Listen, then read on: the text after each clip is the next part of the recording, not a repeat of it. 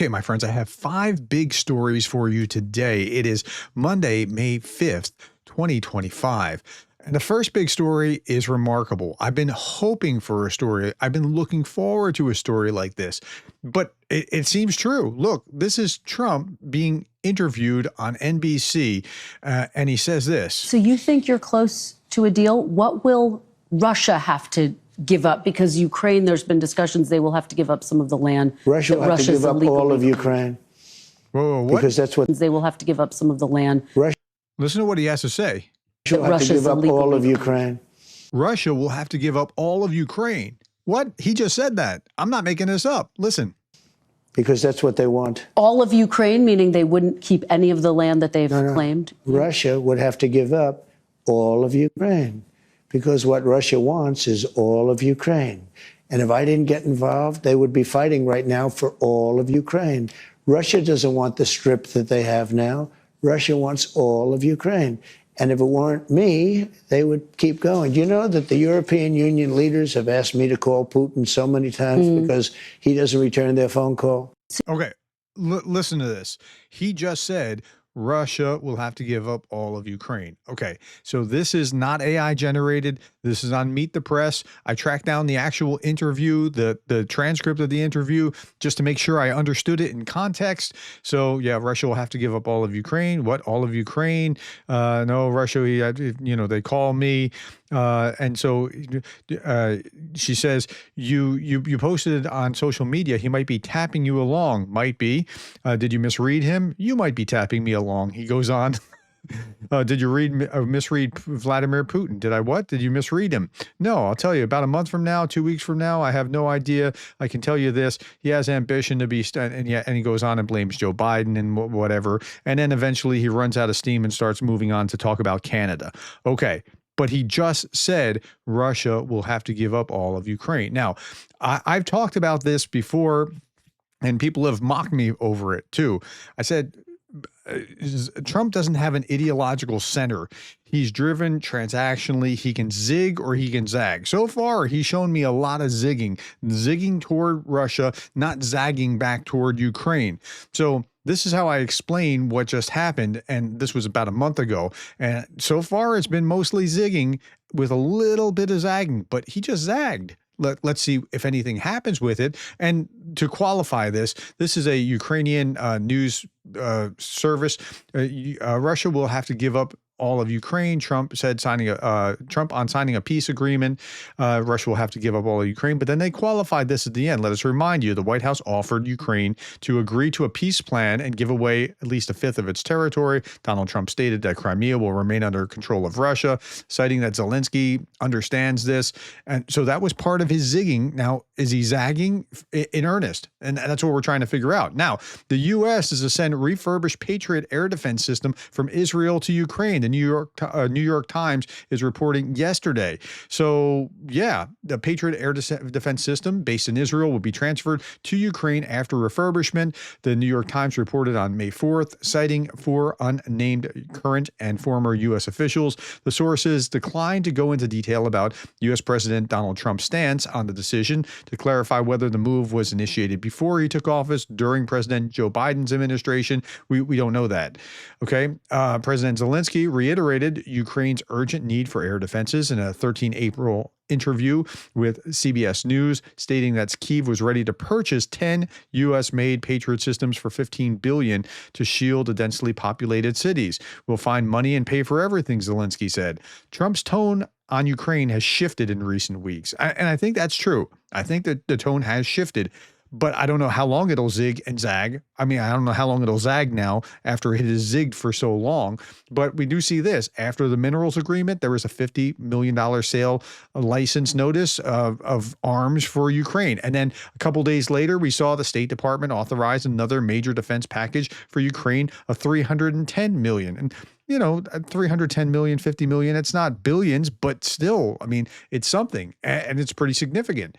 And this commentary I thought was great. So Ukraine, having signed the agreement on minerals, can receive $30 billion in aid from the U.S. this year, according to Zelensky. This aid was approved by the previous administration for 2025 to 2026.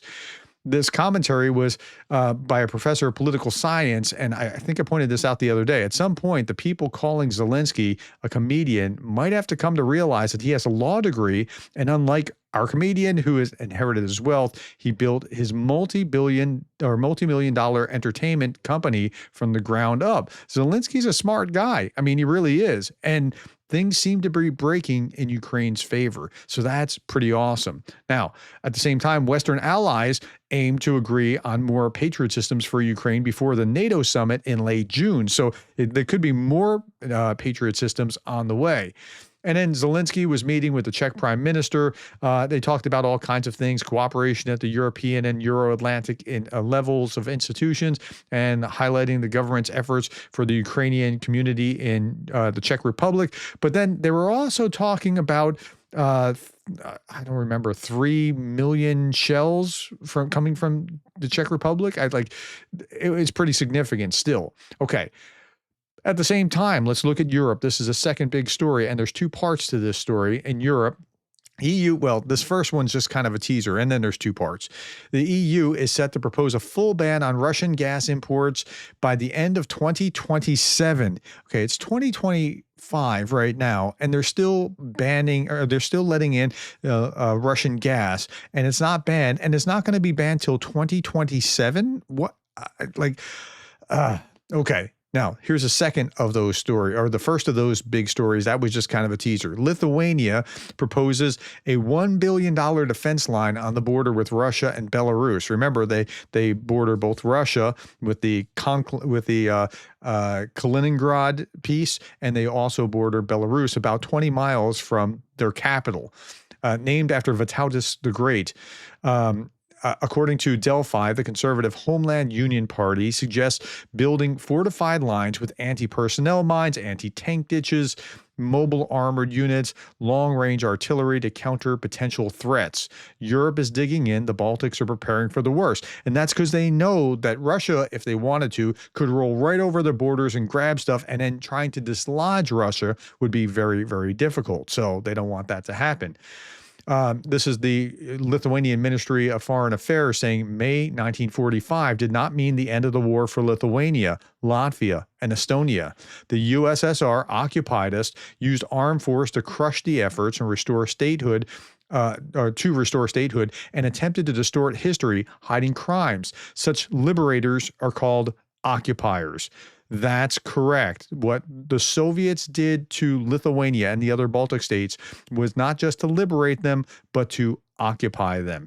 And so you see the May 9th parade coming up. There's not going to be much of a May 10th parade for, hey, yay, this is when Russian occupation began. That's not happening, but that's the reality. So they make a big deal about 80 years ago on the 9th. It was the victory. On 80 years ago on the 10th, that's when Russia continued to begin meaningful oppression after the victory of innocent people in the Baltics. Okay, now here's the second part of the European story. By the looks of it, Romania is heading toward electing its very first president belonging to the gypsy minority. His name is George Simeon. If you think being far-right, Iron Guard sympathizer while being an ethnic gypsy makes absolutely no sense, welcome to the upside-down world. He doesn't look like he's going to be good for Romania and hence for Ukraine as well. So he won by a large margin, but not enough to not have a runoff. So he's going to have a runoff, and the rest of the country is going to have to figure out, do they want this guy or do they want one of these guys, and how that's going to play out. Okay, something really interesting is shaping out. Now, I don't know who this source is, so take what I'm showing you with a grain of salt. Something really interesting is shaping out of the Romanian presidential election. The entire former Eastern Bloc has backed the pro-EU candidate, okay? So like all the Baltics and all the former Soviet-occupied states were backing the pro-EU candidate, while all the West went to a pro-Russia candidate. Like that's a very, very strange kind of thing by pretty wide margins in some areas. But again, take it with a grain of salt. I haven't been able to confirm that this is legitimate. Okay. Now let's shift our attention to the next big story. India and Pakistan. Minister of Information of Pakistan stated that India intends to attack the country within the next 24 to 36 hours. Well, this was on April 29th and 30th. So it looks like it's calmed down a little bit. There was an incursion in Kashmir, and then India blocked the regulated water flow through this dam, violating a treaty with Pakistan. And then we see this today. Pakistan faces ammunition shortages amid tensions with India due to alleged large underground exports to Ukraine. So Indian sources claim Pakistan earned $364 million in revenue for delivering rockets and shells to war zones, but they've also perhaps depleted their own stock. So it doesn't look like something is about to cook off in India and Pakistan like we were afraid of just a few days ago. Now, at the same time, here's the last big story. Here's another clip of the missile strike at Ben Gurion Airport. And it's just, I've paused it here, but you can see the actual, like the trail of smoke coming down as it's hit. Like, how did that get through? Like, you're supposed to have the Iron Dome. So what happened? Well, it turns out it's not a perfect science, and like something's going to get through eventually if you just shoot enough. Iran says that it has successfully tested a new ballistic missile that it claims can reach Israel and penetrate some of the most advanced missile defense systems in the world. And they say that they'll respond if they're provoked, according to the Minister of Defense, provoked by the U.S. or by Israel, and they'll respond. The truth is they want to be involved, and they want to be hitting Israel, and they want to be supporting the Houthis in Yemen. This is U.S. Senator John Fetterman, a Democrat from Pennsylvania, cannot negotiate with Iran. It's time to destroy their nuclear program, neutralize the remaining capabilities of its proxies. I remain steadfast with Israel, provide whatever is necessary to carry this out. Iran says it's going to strike back. Okay, now, how much of this, like I reported everything from headlines and try to show you everything that was going on, but how much of this is actually like true? I think it's true, but I also saw this, and it could be something like this. These are guys that are pranking the Google Maps car. Like Google Maps is like taking, the street view. There it goes. The car just went by. And so, yeah. So if you go and look at the map as they zoom in on it after some time, it looks pretty terrible because here's the street image. And if you look, there they are. They're in the street. And the maps is taking this image of what looks like a guy assaulting another guy, but it's all staged. I don't know how much of this is actually staged. That's my point. I just can't tell like how much, but I've reported everything. You have to decide from what you've seen. All right, my friends, that's all that I have. This is big news today, particularly big news when we're thinking about like, is Putin going to be kind of double-crossed by Trump? Could be. We don't know if he's zagged or if he's just talking. I mean, he says a lot of things. Thank you for your time. Thank you for the likes, the shares, the subscribes, and thank you for being the kind of person that cares about Ukraine.